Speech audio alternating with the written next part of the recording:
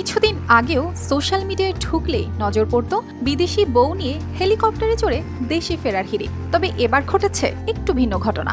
Helicopter তো আকাশে উড়েছে, তবে বউ নিয়ে আসতে নয়, বরকে নিয়ে আসতে। সুজানগরের চর সুজানগর গ্রামে এমন দৃশ্য আগে কখনো দেখা যায়নি। বিয়েতে অতিথিদের ভিড় তো সাধারণ ব্যাপার, কিন্তু হেলিকপ্টারে বর আসা, হ্যাঁ, এই অভিনব আয়োজনেই চমক লাগিয়েছেন কৃষক মোহাম্মদ রতন প্রামাণিক। নিজের আদরের মেয়ে রেনু আক্তারের বিয়েতে বরকে হেলিকপ্টারে করে আনানোর শখ ছিল তার, আর সেই শখই পরিণত হলো বাস্তবে।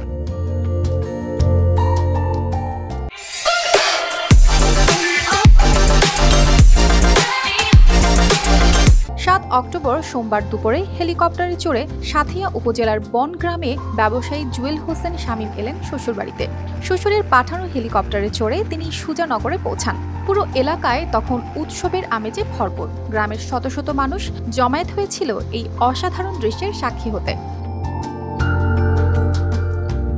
কনের আত্মীয়রা জানায়, রতন প্রামাণিকের দীর্ঘদিনের ইচ্ছা ছিল মেয়ের বিয়েতে বরকে হেলিকপ্টার করে নিয়ে আসবেন, আর সেই ইচ্ছা পূরণে তিনি হেলিকপ্টার ভাড়া করে বর জুয়েলের বাড়িতে পাঠান।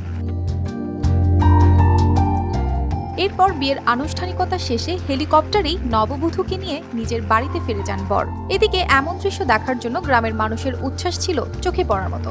সবাই এই দৃশ্য দেখতে বিয়ে বাড়িতে হাজির হন। বিয়ের এই অনুষ্ঠানটি এমনই জমজমাট হয়ে উঠেছিল যে নিমন্ত্রিত অতিথিরা ছাড়াও গ্রামের অনেকেই কৌতূহলী হয়ে সেখানে ভিড় জমান। সুজানগরের এই বিয়ে শুধু একটি পরিবারকে নয়, পুরো গ্রামকে আনন্দে মাতিয়ে তুলেছে। গ্রামের মানুষ এখনো এই বিয়ের কথা নিয়ে গল্প করেন। হেলিকপ্টার আর উৎসবের ঝলকানি ভোলার মতো নয়। News desk, RTV।